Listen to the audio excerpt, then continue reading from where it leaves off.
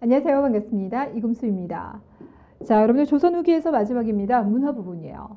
전근대 역사를 여러분이 어느 정도 이제 공부하셨다. 한 바퀴 돌고 두 바퀴 돌 때쯤 가장 여러분을 괴롭히는 건 결국은 문화 파트죠. 그래서 여러분께서 문화 부분은요, 첫 번째는 이해하셔야 되겠지만 이해 부분보다는 거의 암기가 여러분에게 주는 비중이 훨씬 더 높을 거라고 생각을 합니다. 자, 문제풀이하면서 어떤 것들을 암기해야 될지 다시 한번 제가 포인트 짚어드리도록 할게요. 일단 조선 후기 문화가 여러분 암기하셔야 될 것도 많기 때문에 문제를 웬만하면 다 풀겠습니다. 자, 그래서 일단 연속 2시간으로 강의를 하겠고요. 그 중에서 이번 시간은요. 821번 성리학 관련된 문제, 그리고 실학 문제, 그리고 역사서 이 세 가지 부분을 정리해 보도록 하겠습니다. 자, 일단 첫 번째 조선 후기 성리학. 일단 조선시대 성리학을 얘기하면요. 이 조선시대 전체를 둘러싸고 크게 두 번에 걸친 큰 논쟁이 있었죠. 일단 조선 전기라고 하면 이 기론을 둘러싼 논쟁이 한번 있었고요. 조선 후기라고 하면 이제 호락 논쟁이 되겠습니다. 자, 일단 여러분이 신경 쓰셔야 될 건 이 호락 논쟁을 일으켰던 사람들이 누구냐라는 거예요. 호락 논쟁은 누구요? 당시 집권자였던 노론 안에서 지금 입장 대립이 벌어지고 있는 것이에요. 되셨어요? 일단 핵심은 노론 안에서입니다. 자, 그래서 조금 더 시야를 넓혀보면요. 결국 노론들은 호락 논쟁을 하고 있고요. 반면에 소론이나 남인들 중에서 일부는 성리학을 주자처럼 해석하는 것이 아니라 독자적 해석을 하려고 하는 사람이 나오겠죠. 그 대표적인 사람이 2번에 나와 있는 인물인 윤휴와 박세당이 되는 겁니다. 이해되시겠어요? 오케이. 자, 그래서 일단 여러분들이 노론이다라는 거 기억하셔야 되는데 이것만 기억하셔도요. 오늘 여기 나와 있는 기출문제 중에서요. 절반 이상이 풀려요. 그러니까 구급 문제이기 때문에 뭐 그런 것도 있겠거니와 실제로는 이걸 너무 깊이 안 들어갑니다. 이게 정말 깊이 들어가 버리면 이게 이제 윤리가 되고 철학사가 돼버리기 때문에 적당한 부분만 건드려주는 그 정도 선에서 지금 그치고 있습니다. 자, 그럼 다시 가볼까요? 일단 그 중에서 이제 충청도를 기반으로 한 노론 세력 대표적인 인물이 바로 한원진이 되겠는데요. 참고로 말씀드리면 우리 노론 중에서 아주 기억에 오래 남는 노론이 있을 겁니다. 그 사람이 바로 누구냐면 송시열이에요. 그렇죠? 이 송시열 같은 경우도요. 그를 모시는 사당이라든지 그의 기반 자체가 충청도 지역이에요. 자, 그래서 우리가 충청도면 옛날부터 충청도 양반이라는 얘기를 하지 않습니까? 그래서 이들적은 조금 더 보수적이다. 조금 더 보수적이다 보니까 인간의 본성과 사물의 본성은 당연히 같을 수가 없다라고 하는 인물성 이론을 주장하였더라. 이렇게 되죠. 결국 다름을 강조하다 보니까 성리학적 명분론, 당연히 조선과 청나라는 질적으로 다르다. 그러니까 조선이 명나라를 이은 그러니까 진정한 문화의 중심인 거고 청나라는 오랑캐의 나라다라는 생각을 하고 있었던 거죠. 그러다 보니까 이제는 서양이 뭐 많은 물품을 가지고 온다 하더라도 너희들은 오랑캐다라고 하는 이런 상하 개념이 여전히 이제 19세기도 이어졌던 것들이 바로 이와 관련되어 있고요. 반면에 이제 서울을 기반으로 하는 노론 세력들 같은 경우는요. 우리가 생각해 볼 수 있는 게 서울 지역은 당연히 가장 경제가 융성한 지역입니다. 그렇죠? 그러니까 이런 걸 보고 있었기 때문에 아무래도 그들은 충청도를 기반으로 한 성리학자들에 비해서는 조금 더 자유분방했을 수 있을 것 같아요. 그래서 인물성, 동론, 근본은 같다. 자, 그러니 청나라를 배격하는 것이 아니라 그대로의 문화를 받아들이자, 서구문물을 받아들이자라는 거죠. 자, 입장 차이 비교하실 수 있겠어요? 일단 이 부분이 시험에서 가장 많이 나올 것이고요. 자, 두 번째는 노론이 아니라 남인과 소론에서 주자와 다른 해석을 하려고 했던 사람들을 보실 텐데 윤휴라고 하면 우리가 언제도 봤었냐면 예속 논쟁에서도 봤던 인물이 되겠습니다. 네, 맞아요. 자, 그래서 일단 남인 출신으로는 윤휴가 있고요. 소론 출신으로는 박세당이라는 사람이 있습니다. 이런 사람들은 주자가 해석하는 것이 아니라 새로운 해석을 얘기를 했었는데 문제는 받아들여지지 않았다라는 거죠. 결국 그래서요. 그러니까 시도를 했지만 결국 수용이 되지 않다 보니까 그들은 사문난적, 학문과 세상을 어지럽힌다 라고 하는 모함을 받아서 죽임을 당하게 됩니다. 참고로 말씀드리면 박세당이 쓴 아주 유명한 농법서가 있어요. 이게 바로 색경인데요. 이 사람이 죽임을 당했으니 그의 책도 한동안은 빛을 보지 못하였을 거라는 겁니다. 자, 어쨌거나 1번과 2번은 그래도 성리학이라고 하는 질서 안에서의 이야기를 한다면 이번에는요. 성리학이 아니라 새로운 유학을 열심히 연구하는 사람이 있죠. 그거 바로 정제도입니다. 그래서 정제도 하면 성리학이 아니라 양명학을 연구하였다 기억해 주시고요. 참고로 말씀드리는데요. 여러분 이 양명학 자체가 이제 18세기 때 열심히 연구가 되어지지만 실제로 조선에 들어온 것은 뭐 17세기 이제 조금 더 이런 식에 들어온 거예요. 근데 그가 조선에서 이 양명학을 하나의 학파로 크게 세력을 키워둔 겁니다. 자, 그럼 당연히 여러분이 관심을 가질 때는 이 양명학이 성리학과 어떻게 다른지 그 학문적인 입장에서 조금 기억해 두셔야 되겠죠. 두 가지를 얘기할 수가 있을 텐데요. 일단 성리학이 형이상학적이고 읽는 것에 대단히 좀 치중을 하고 있는다면 여기는 읽고 행하는 것까지 이야기하고 있죠. 이걸 바로 지행합일. 그리고 또 하나가 이 양지라는 거예요. 양지. 양지라는 게요. 양지 바른 곳 그런 게 아니라 선한 본성을 말합니다. 본성은 본성인데 좋은 본성이에요. 그러니까 이게 불교에서 말하는 불성 이런 겁니다. 그래서 인간에게는 누구나 좋은 이런 양지가 있다. 그렇다면 그 양지를 훼손시키지 않고 우리가 그걸 잘 발현시켜야 되겠죠. 그렇죠? 이것이 바로 치양지라는 거예요. 그래서 이 양명에서 강조하는 이 치양지, 이걸 이제 정제도가 이제 주장을 한 거고요. 그리고 또 하나 정제주가 성리학적 질서 안에서 이렇게 양명을 연구하니까 당연히 한양에서 공부하기 어렵겠죠. 그래서 어디로 간다? 강화로 간다. 자, 우리 근대사 공부를 하다 보면 강화도 이야기 많이 나와요. 병인양요, 신미양요를 비롯해서 그런 이야기 나오죠. 또 고대사 연구를 하다 보면 뭐 고인도를 비롯해서 강화도 이야기 나와요. 자, 그런데 이제 조선 후기에서는 강화학파와도 관련돼 있다는 거 기억해 주시기 바랍니다. 자, 그렇다면 문제 821번 볼게요. 조선시대 성리학 변화입니다. 적절하지 아니하는 것은 1번 정도전 권근 등 관학파는 이라고 했습니다. 아직도 역사 용어가 많이 헷갈린 건 아니시죠? 관학이라고 하면 나라에서 세운 학교, 가장 대표적인 게 성균관이겠죠. 자, 이런 것을 기반으로 해서 학문을 연구했던 사람들. 자, 이들은 주례 또는 춘추 중에서 어떤 것을 통치 이념의 근본으로 생각했을까요? 자, 이들이 생각했던 것은 주례입니다. 그렇죠. 반면에 춘추라고 하는 건 공자가 썼던 역사서, 그러니까 그 안에서 되게 명분 같은 거 강조하거든요. 이런 건 살인 세력들의 통치 이념의 근간이 돼요.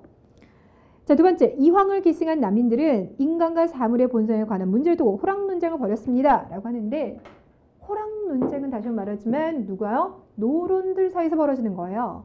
자, 그러니 노론이라고 하면 우리 너무 좀 쉬운 건가요? 서인 안에서 노론, 소론으로 나뉘어지는 것이니 지금 이황의 사상을 계승한 남인이라고 하면 이 동인 쪽에서 나오는 거니까 전혀 답이 안 되죠. 답은 그래서 2번입니다. 그러니까 여기는 9급 시험 보시는 분들은 너무 깊이 들어가실 필요가 없어요. 문제가 이런 데서 막 나와요. 3번 서경덕과 조식은 노장 사상의 포용적이었다. 자, 이건 여러분 좀 기억해 주시면 좋을 것 같은데요. 일단 서경덕 같은 경우는 이제 주기론을 주장을 해요. 하지만 이제 그 안에서도 이제 불교라든지 노장 사상에 대해서 조금은 좀 개방적인 모습을 가지고 있었고, 조식 같은 경우는 특히나 조식은 실천적인 성향을 강조했던 분 중에 한 분입니다. 그러다 보니까 이 조식 같은 경우 그의 사상을 이어간 게 북인 쪽이잖아요. 이 북인들이 그래서 임진왜란때 의병장 많이 나온 거예요. 그 어떤 이 붕당들에 비해서 실천성을 좀 많이 강조했었던 쪽이 되겠거든요. 자, 그래서 그들 같은 경우는 이러한 노장 사상들에 대해서 관심을 가졌다. 요게 나중에 826번 보기에서 한번 나오게 될 거야. 그러니까 지금 여러분들이 이런 거 조금 낯선데 싶은 거는 지금 2012년도에 처음 나온 게 아니라 예전에 한번 밑밥으로 깔고 나온 적이 있습니다. 그러니 그때 문제 기억해서 그러하구나 라는 걸 떠올릴 수도 있어요.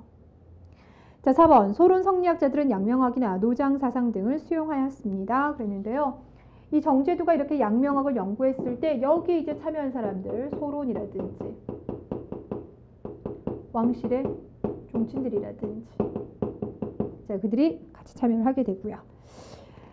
자, 이번에는 822번 호락 논쟁에 대해서 옳지 아니하는 것은 1번 18세기 중엽 노론 내부에 주기설과 주리설의 분파가 생겨 일어났다라고 했습니다. 자, 노론 내부에서 그것이 이제 주기와 주리설에서 분파가 생겨서 맞는 거죠. 자, 그 다음에 2번 호로는 인성과 물성이 다르다고 본다라고 했으니까 인물성 이론인 거죠. 다른 거 맞고요. 3번에서 반면에 낙론은 동론인 거죠.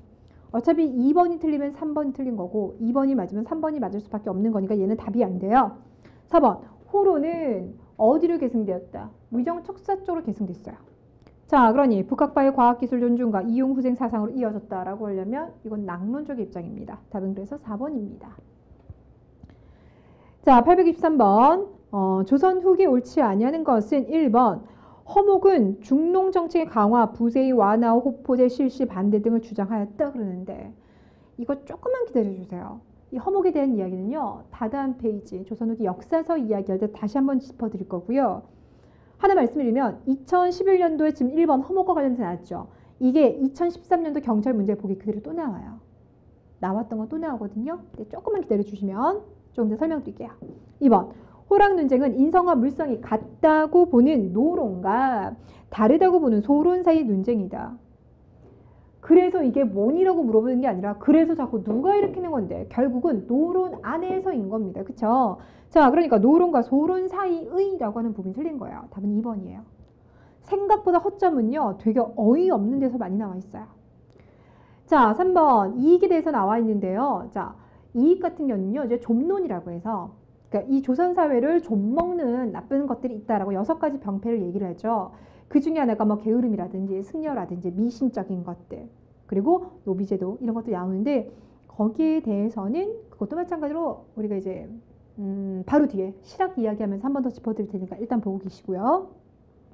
4번 민족의 전통과 현실에 대한 관심이 깊어지면서 18세기 때 이제 국학이 발달하게 될 것이죠.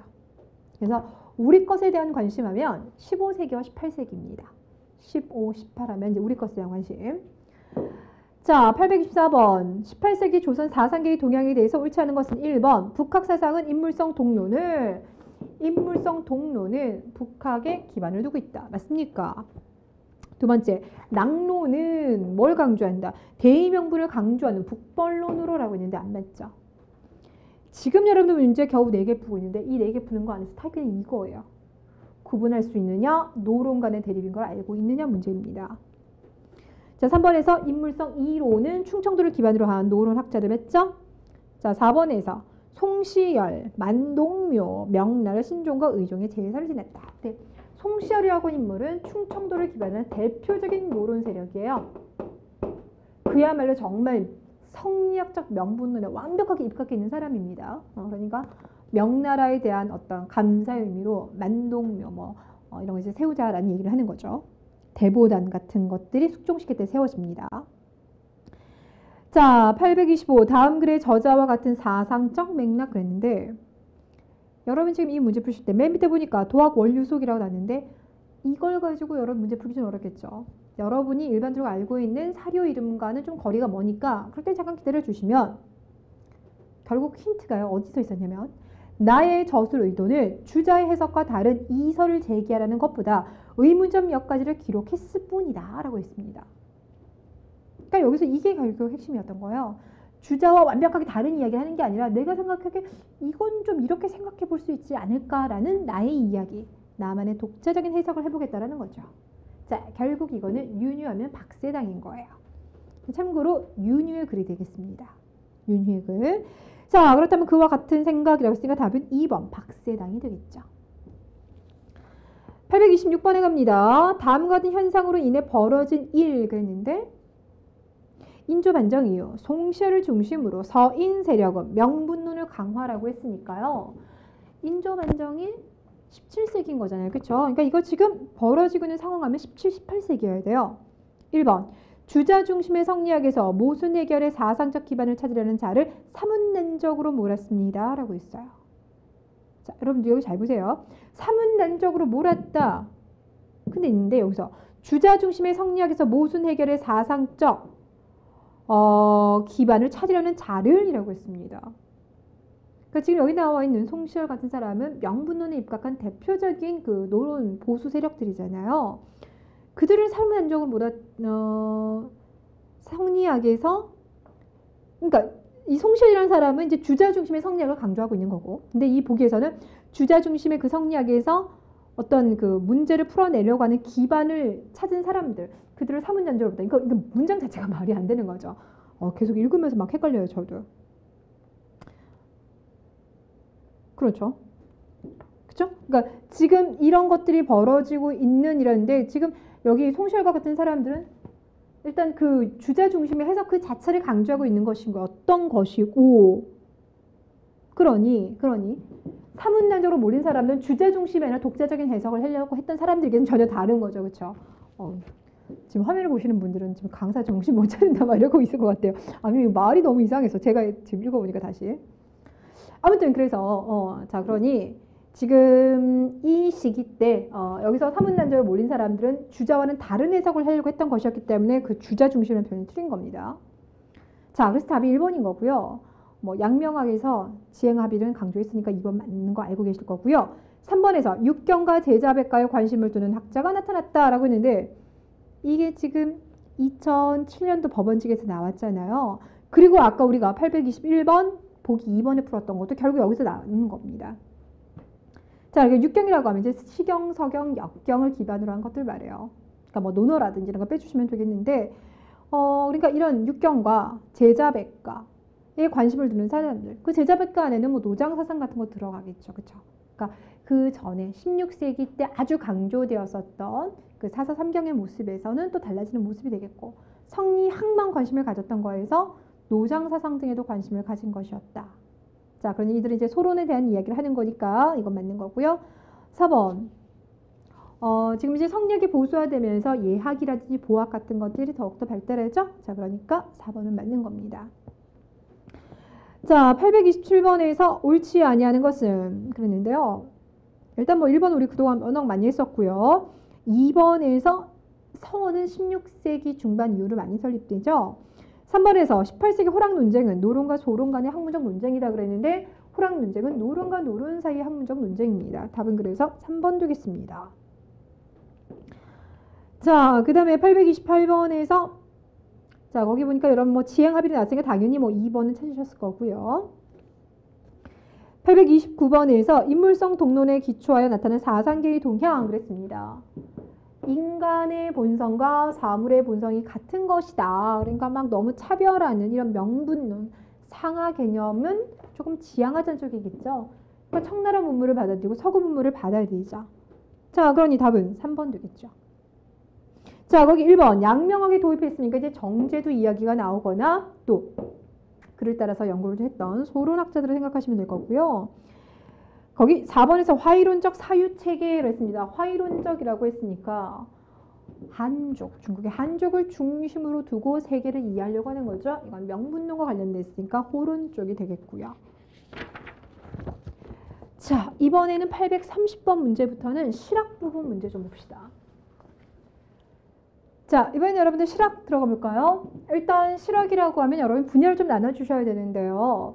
토지 문제 개혁을 강력하게 주장했었던 세력들, 우리는 그들을 뭐라면 경세 치용학파라고 얘기를 하죠. 자, 반면에 상공업을 발달시키고 청나라와 교류해야 된다. 이들을 이용후생 학파라고 불러주는데 인물들 구분해 보자면 유형원, 이익,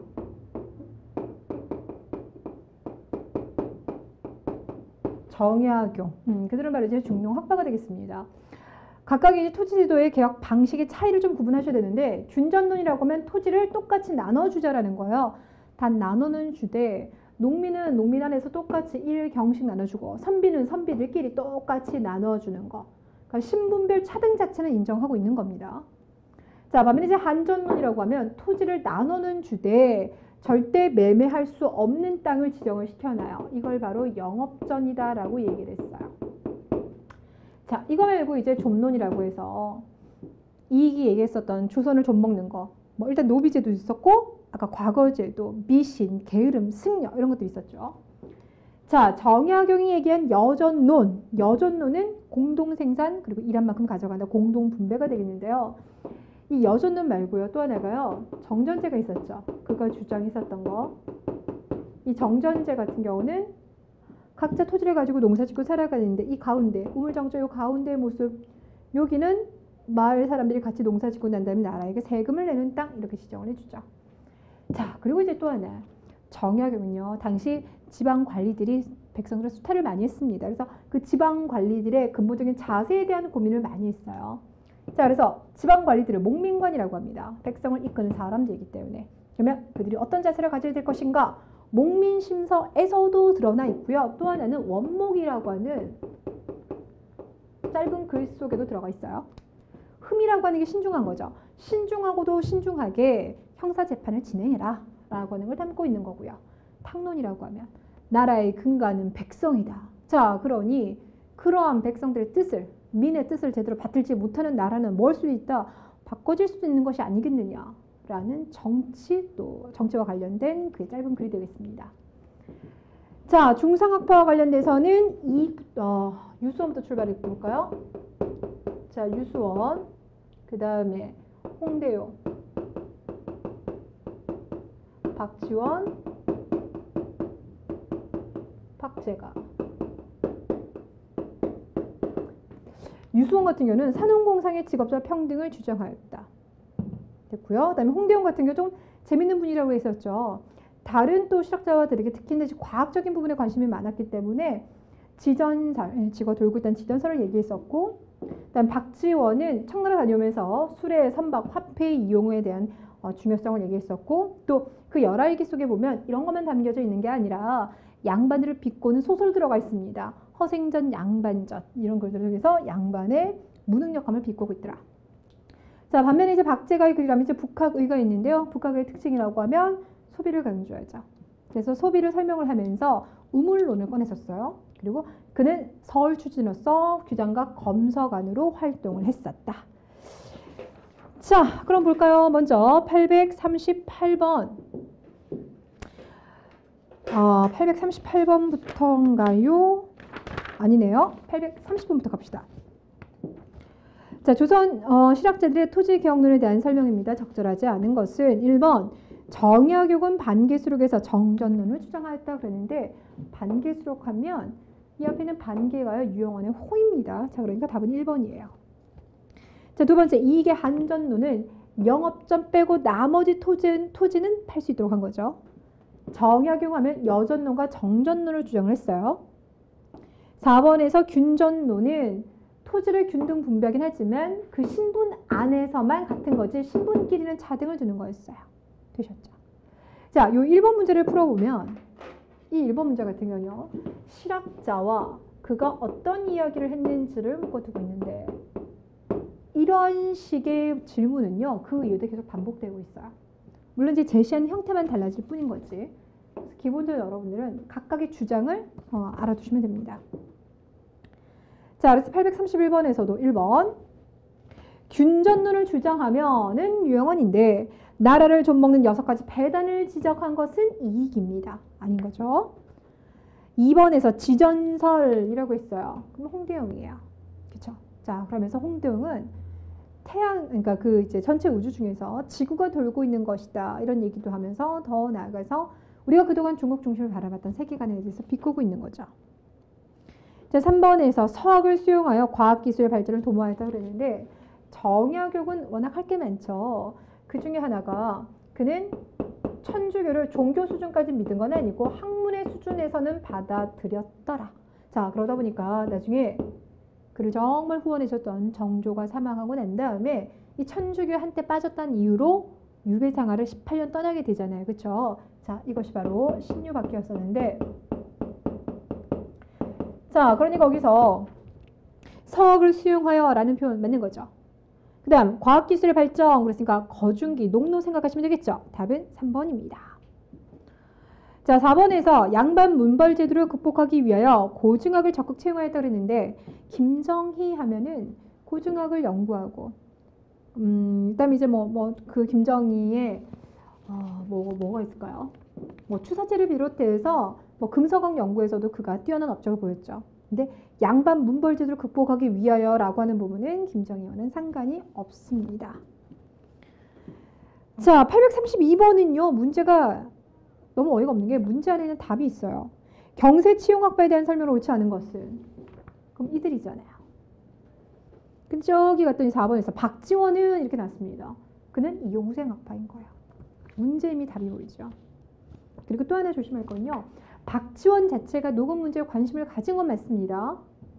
그러니까 이용우 생각파라고 해서 농업 문제에 관심을 안 가졌던 게 아니라 이쪽은 농업을 제대로 이제 농촌 사회 문제를 해결해서 토지 제도부터 개혁해야 된다는 쪽인 거고, 이쪽은 농업 생산력 증대에 관심을 가졌던 겁니다. 농촌에 대해서 관심을 가졌지만 바라보는 문제점 근본이 달랐을 뿐입니다.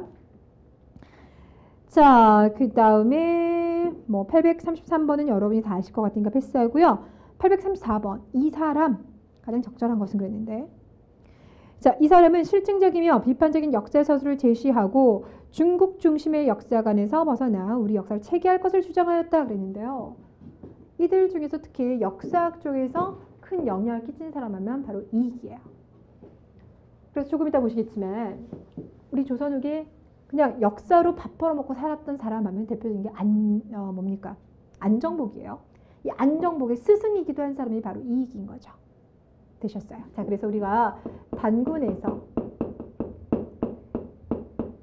기자로 이어지고 그것이 삼한, 삼국, 고려 이렇게 이어지는 우리 역사의 기존 틀을 이익이 제시를 했습니다. 자, 그러니 834번은 이익을 생각해 주시고요. 1번 소비를 권장한 거는 박제가, 2번 토지를 재분배하는데 신분에 따라서 차등 있게 나누자라고 했던 건 유형원. 근데 거기서 조세와 병역도 조정하자 이렇게 얘기했던 건 뭐냐면, 기본적으로 중국에서 균전제도라고 하는 것은 국가가 백성들에게 토지를 나눠줘요. 백성들은 농사지은 대가로 조세를 납부하겠죠. 그리고 군역을 담당해줘요. 그래서 항상 중국의 역사를 보면 균전론이 있고요. 그 다음에 조용조라는 조세 제도가 있고요. 부병제라고 하는 군역 제도가 있어요. 얘네가 한 팀이에요. 자, 그러니 유형원도 지금 균전으로 주장했으니까 거기에 응하는 당연히 조세라든지 군역에 대한 이야기 했겠죠. 네, 그러니까 조세와 병역을 일반 백성들이 담당하게끔 하자. 그럼 맞는 거고요. 단 이건 이익의 주장은 아니었다라는 겁니다. 3번에서 최소한의 토지는 국가에서 지급하자. 최소한의 토지, 그게 뭔데요? 영업전입니다. 답은 그래서 3번이고요. 4번에서는 토지 제도 그 자체 개혁보다는 농업의 상업적 경영, 기술 혁신, 그렇죠? 강조했던 것은 박지원 되겠습니다. 자, 835번 실학자는 누군지를 파악하는 게 중요한데요. 자, 밑에 세 번째 줄 실온과 허자의 문답 형식을 빌어라고 얘기하고 있습니다. 허자, 그러니까 우리가 허세 떤다고 하지 않나요? 그동안 내가 공부했던 거 다 정말 허무한 거였었어. 되게 근본 없는 사상, 그러니까 근본이 없는 게 아니라 너무나 추상적이고, 그렇죠? 그러니까 허상에 빠진 그런 내용들이었다라는 걸 허자라는 사람을 통해서 그동안 자신의 어떤 그 학문에 대한 비판을 하고 있는 겁니다. 바로 홍대용이에요, 홍대용. 그래서 홍대용의 의산문답이에요. 묻고 답하는 형식을 통해서 그들 간의 대화를 통해서 기존에 있었던 우리의 그런 생각에 대해서 비판을 하고 있는데요. 1번 이건 유형원이죠. 2번 지구자전설을 주장하며 라고 했습니다. 답은 2번이 되겠습니다. 3번에서는 또 나온 거죠. 지금 영농 방법에 개선이 나왔으니까 박지원인 거고요. 4번에서는 이건 유수원이에요. 근데 여러분들이 그냥 유수원은 들어만 주시면 되겠습니다. 여기서는. 그래서 835번에 나와 있는 문제도 문제가 조금 쉽게 나온 편인 거죠. 그렇죠? 자, 이번에는 836번 볼까요? 기억의 주장 그랬어요. 자, 근데 거기 봤더니 일단 위에서 세 번째 줄 백과사전식으로 그랬어요. 이제 조선은 전기시대부터 이제 백과사전들이 나오기 시작하는데 그 중에서 조선 후기 실학자 중에서 이제 백과사전이라고 하려면 누구를 얘기하냐면 이익을 얘기합니다. 여기도 잠깐 보니까 이익 같은 건 토지제도에 대한 얘기도 있었고요. 아까 역사 쪽에서 우리가 말했었던 이 삼한 정통론을 또 내세운 사람이 있기도 합니다. 자, 그렇게 봤을 때 이건 또 다방면에서 활약을 했구나. 그래서 그의 이 성우사설이요, 백과사전이에요. 아니면 그 네 번째 줄 붕당이 선비들의 먹이 다툼에서 생겨났다. 그가 썼던 과구록이라고 하는 책에서 그렇게 나왔었어요. 그러니까 관직수는 단정적인데 양반 살인들이 너무나 많다 보니까 그 관직을 차지하기 위해서 서로 밥그릇 싸움을 하는 것이다. 이렇게 얘기를 했죠. 그리고 또 이제 과거 시험을 비롯해서 좀론 얘기했었잖아요. 좀 먹는 것 중에가 과거시험이라고 있었기 때문에 그래서 과거시험도 3년마다가 아니라 5년마다 늘리자라고 얘기했던 인물은 이익입니다. 자, 그러니까 여러분들이요. 거기 보기 1번에서요.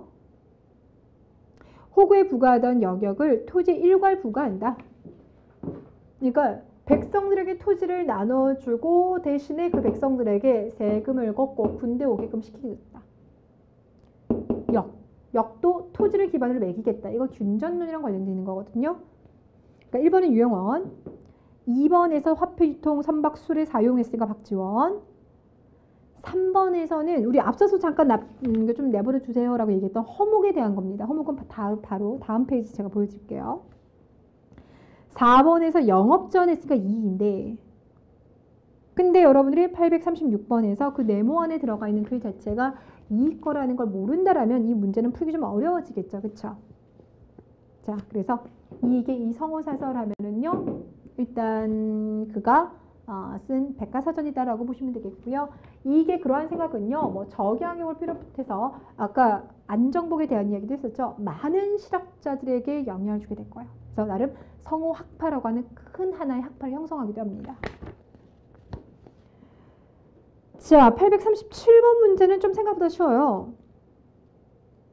자, 여러분 아마 어떻게 푸셨는지 저도 그런 감점 올 것 같은데요. 첫 번째 줄 거기 박스 안에서 재물은 대체로 샘과 같다. 퍼내면 차고 버려두면 말라버린다. 그러니까 샘이니까 계속 어느 정도 퍼쓰는 것은 경제를 활성화시킬 수 있을 것이다. 소비 강조하고 있는 박제가의 지금 이제 북학의의 한 대목이 되겠습니다. 1번에서 지행합의를 그랬으니까 정제도 강화파. 전 페이지에서 봤죠? 두 번째, 화이론적 명분론을 강한 것과 성리학을 절대화했다. 대표적인 인물이 송시열. 3번에서 인간과 사물의 본성이 같다는 인물성 동론의 입장을 보였다. 라고 했는데 여러분들 지금 이 박제가 같은 경우는 책 이름도 아예 북학의였어요. 그쵸? 그래서 우리가 그들을 북학파라고 하잖아요. 그렇다면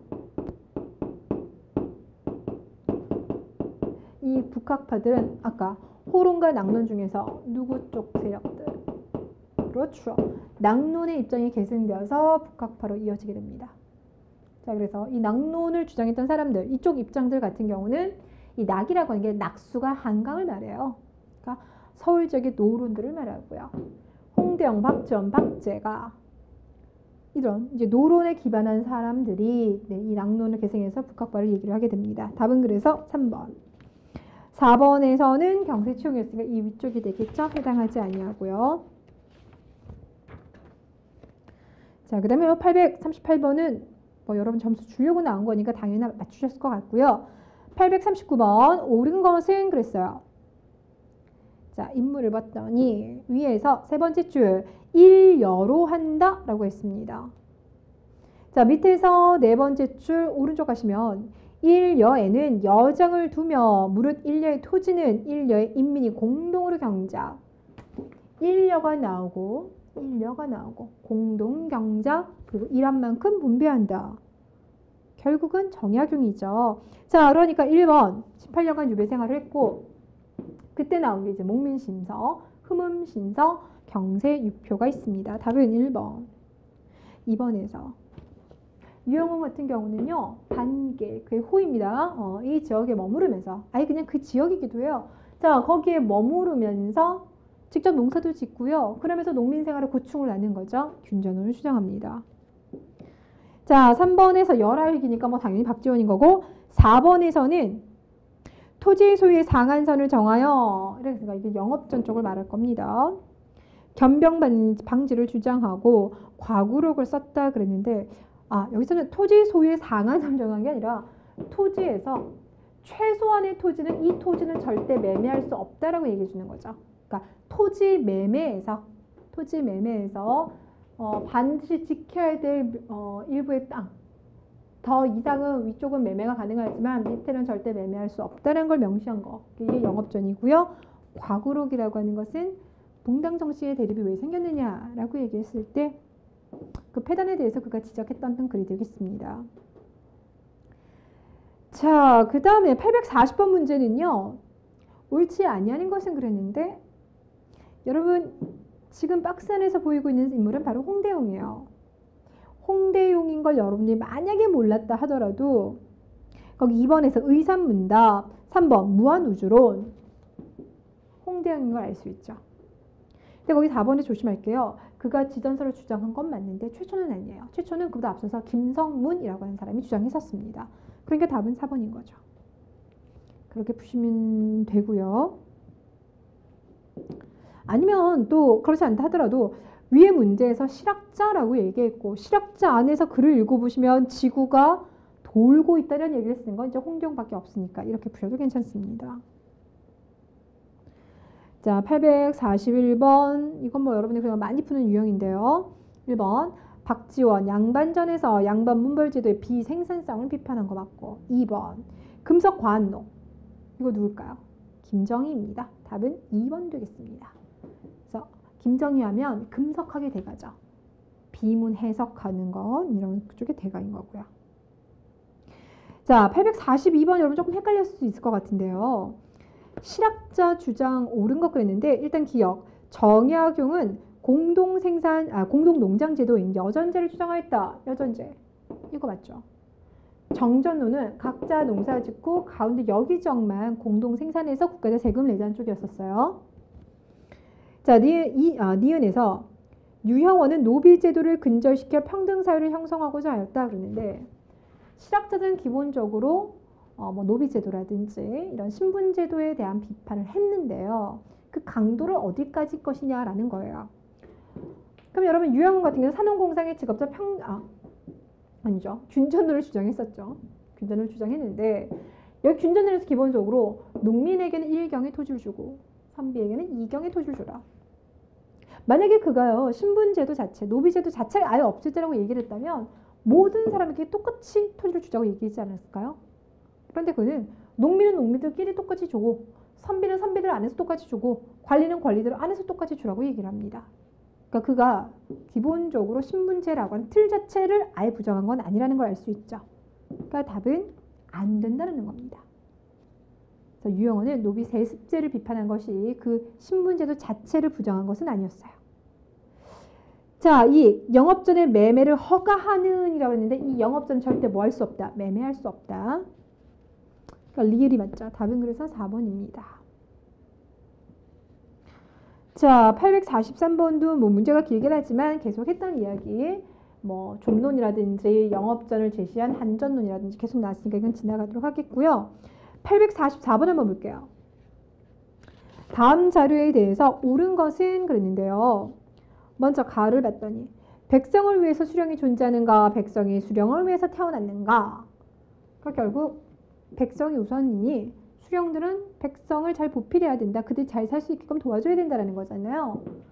그러면 그런 목민관에 대한 이야기를 했다 그러면 목민신서라든지 원목을 생각해 볼 수가 있을 거예요. 그 중에서 이건 원목에 나온 글입니다. 나를 봤더니 자, 우리나라는 면적이 작고 백성이 가난하여 이제 농사를 짓는데 현명한 제사를 쓰고 상공을 통하도록 하여 어쩌저쩌고 저쩌고 맨 밑으로 가서 물자를 교통한 후에야 재화가 늘고 100가지 일용품이 생겨날 것이다. 결국 뭐 하자고요? 물건 거래할 수 있도록 수레나 선박을 이용하자고요. 자, 그러니 가가 정약용 쪽이 되겠고요. 나가 박지원 쪽이 되겠습니다. 1번에서 상품화폐경제가 발달한 근대 사회를 추구합니다. 라고 하면 상품화폐경제는 이쪽이랑 관련돼 있겠죠. 노론 명문 출신의 청나라 다녀왔어요. 박지원 쪽입니다. 서울분의 경기지방에서 활약한 남인 출신인데 정약용은요. 경기도 남양주에서 살고 있었고요. 남인 출신 맞죠? 그래서 가고요. 4번에서 교조적인 존화주의 소중화 사상이 입각했다라고 했는데요. 이런 이야기 나오려면 우리 적어도 노론 쪽 나와줘야 되겠죠. 5번에서 17, 18세기 사회 경제적 변동에 따른 사회 개혁론 중 일부이더라. 실학을 얘기합니다. 답이 그래서 5번이 되겠습니다. 자, 그 다음 이제 845번에서는 우서, 열하일기, 의산문답 나왔으니까 이용 후생학파를 찾아주면 되죠. 답은 그래서 2번. 뭐 이건 너무나 간단했고요. 자, 그러면 자, 문제를요. 제가 역사 쪽을 계속 더 들어가려고 했는데 지금 시간을 봤더니 시간이 조금 벌써 40분 넘어갔어요. 더 넘어가면 조금 지루할 수가 있을 것 같으니까 일단 그럼 여기서 한번 끊고요. 조금 쉬는 시간 가지고 난 다음에 국학에서부터 출발해서는 바로 다음에 다시 연결하도록 하겠습니다.